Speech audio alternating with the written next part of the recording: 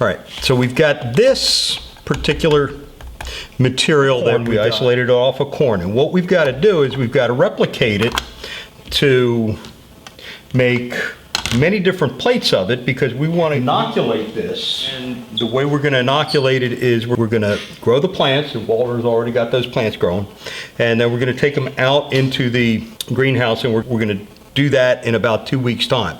But in order to do that, one of the things we have to do is we have to be able to replicate and get a whole bunch of this stuff out of here so that we can grow this. Now, I start out, and I'm going to use this needle, and I'm just going to do one plate, and then each one of you can try doing a plate. I heat up the needle until it's red hot, and it doesn't take very long for it to cool down. You can see that it goes flaming red hot to fairly cool fairly quickly, and part of it is because it doesn't have much volume to it. I'm then going to take this, and I'm just going to touch it down in the auger, make sure it's cool. I'm going to take my plate, and you can see we've got some different things in here, but what we're looking for is for these dark colonies in the center. I'm going to just very gently reach in, grab some material on the end of it, and you see it's right there.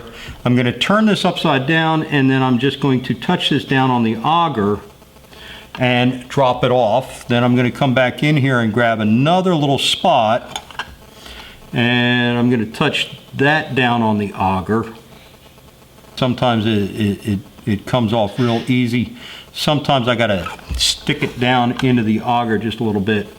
And then I'm gonna take this and I'm gonna touch this off. And I'm gonna take another piece of that and I'm gonna touch this down over here. All right? And depending on the size of the piece, I can take it and push it down so it gets stuck on top of the auger, or I can just touch it off and sometimes it comes off on its own.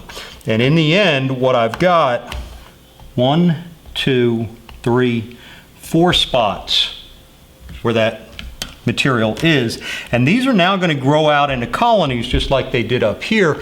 Concept here is I only put one thing in here, and therefore, hopefully, if all goes right, in 2 weeks' time, this whole plate will be covered with that one colony, and then we can go and we can use that material to inoculate the plants, and what we should get out of it should be pretty good, all right?